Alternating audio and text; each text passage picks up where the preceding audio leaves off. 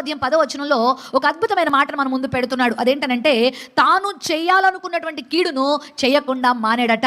దేవుడు కీడు చేస్తాడా? దేవుడు మేలే కదా చేస్తాడు.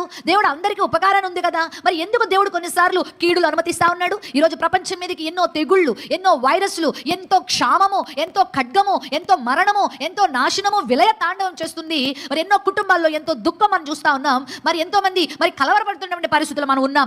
ఎందుకు దేవునికి కోపం వస్తుంది? ఎందుకు దేవుని ఉగ్రత ఈ ప్రపంచం మీదకి వస్తా ఉంది? దేవుడు ఎందుకు కీడును ఈ ప్రపంచం మీదకి అనుమతిస్తా ఉన్నాడు అని అంటే, నినివే పట్టణ ప్రజలే మనకు ఒక ఉదాహరణగా ఉన్నారు. ఎందుకు దేవునికి కోపం వస్తుంది? చాలా మంది చాలా సమస్యలు దైవజనులు చెప్పుకుంటూ ఉంటారు. అమ్మా, నా కుటుంబంలో పరిస్థితి ఇది, అయ్యగారండి నా భర్త పరిస్థితి ఇది, నా పిల్లల పరిస్థితి ఇది, మా కుటుంబంలో శాపం, మా కుటుంబంలో అనారోగ్యాలు, మా కుటుంబంలో ఆర్థిక ఇబ్బందులు, మా కుటుంబంలో ఎదుగులేదు బొదుగులేదు, మా జీవితాలు ఎప్పుడు కూడా మరి ఇదిగో గొర్రెకు బెత్తుడు తోకలేగా ఉంది, ఆశీర్వాదం లేని పరిస్థితుల్లో ఏది తలపెట్టినా కూడా మరి మా జీవితంలో సక్సెస్ అనేది లేదు, అంతా విఫలమైపోయే పరిస్థితులు మేము ఉన్నాం, ఎండిపోయిన పరిస్థితుల్లో ఉన్నామంటూ చాలా మంది విసిగి వేసారిపోతున్న పరిస్థితులు ఉన్నాయి ప్రియులారా. కానీ దేవుని వాక్యం ప్రతి సమస్యకు పరిష్కారాన్ని ఇస్తా ఉంది. దేవుని వాక్యం ప్రతి ప్రశ్నకు కూడా జవాబిచ్చేటువంటిది అయి ఉన్నది అని మీరు గమనించాలి. మన మొదటి అధ్యాయము 2వ వచనం కనుక చదివితే అక్కడ చాలా స్పష్టంగా ఉంది. అదేంటంటే, నినివే పట్టణస్తుల దోషము నా దృష్టికి ఘోరమైపోయింది.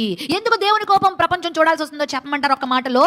దేవుని దృష్టికి చెప్పనా, మనుషులు దోషము, మనుషులు పాపము మితిమీరిపోతా ఉంది. కుటుంబంలో తల్లిదండ్రులు ఉంటారు, వాళ్ళ పిల్లలు కాస్త మరి మేర వరకు అల్లరి చేస్తున్నంత వరకు తల్లిదండ్రులు సహిస్తారు. ఒకవేళ వాళ్ళు హద్దు మీరారనుకోండి, ఖచ్చితంగా వాళ్ళకు శిక్ష విధిస్తారు, ఖచ్చితంగా వాళ్ళకి దండన విధిస్తారు, వారికి క్రమశిక్షణ విధిస్తారు. ఒక పాఠశాలలో ఒక పరిధి వరకు విద్యార్థులు మరి ఏమైనా అల్లరి కార్యాలు చేసినా, ఇబ్బంది పెట్టిన టీచర్లు కానీ లేకపోతే యాజమాన్యం కానీ తట్టుకుంటారు, సహిస్తారు. అంతకుమించి వాళ్ళు హద్దులు మీరినప్పుడు వారి కోపము వారి మీదకి రాదా? అలాగే సృష్టి అంతటికి కర్త అయినటువంటి దేవుడు, ఏకఛత్రాధిపత్యంగా ప్రపంచాన్ని పరిపాలిస్తున్న దేవునికి కూడా కొన్నిసార్లు బాధ కలిగిన సందర్భాలు, సంతాపపడుతున్న పరిస్థితులు మనం చూస్తా ఉన్నాం. ఈ రోజు ఈ వాక్యం ఇచ్చిన ప్రియ దేవుని బిడ్డలారా, దేవుడు ప్రేమమయుడే, దేవుడు కరుణమయుడే. తండ్రిని మించిన ప్రేమ, తల్లిని మించిన ప్రేమ ఆయనకున్నది. కానీ ఇంకొక కోణంలో ఆయనకు కూడా మనసు ఉంది, హృదయం ఉంది. ఆయన దుష్టత్వాన్ని చూసి సహించలేడు, ఆయన పాపాన్ని చూసి సహించలేడండి. ఈరోజు ప్రపంచంలోకి ఒక్కసారి మనం వెళ్ళి చూస్తే మనుషులకి దేవుని భయం